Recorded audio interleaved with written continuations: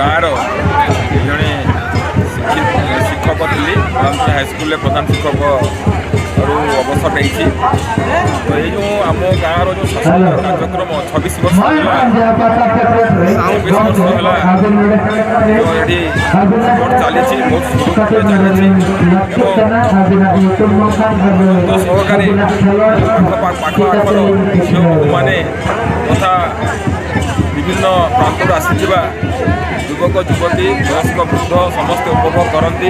ବହୁତ ଶାନ୍ତି ଶୃଙ୍ଖଳା ଭାବରେ ଏଠାରେ ସବୁ ବର୍ଷ ଆୟୋଜିତ ହୁଏ। କୌଣସି ପ୍ରକାର କିଛି ବାଧାବିଘ୍ନ ହୁଏ ନାହିଁ।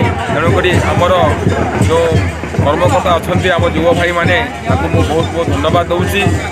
ଆଉ ଏତିକି କହି ମୁଁ ବିଭାଇ କୁମାର ମାଝୀ ଗ୍ରାମ କଣ୍ଟଦଉଳି ପ୍ରେସିଡେଣ୍ଟ ହିସାବରେ ଅଛି। ଆମେ କରୁଛୁ ବା ଭଲ ଚାଲିଛି। ହାକିମ ଖଣ୍ଡଦଉଳି ଆଉ ଏଇ ଯେଉଁ ଏଇଟା ଆମର 24ତମ ପିଲାମାନଙ୍କର ସହଯୋଗ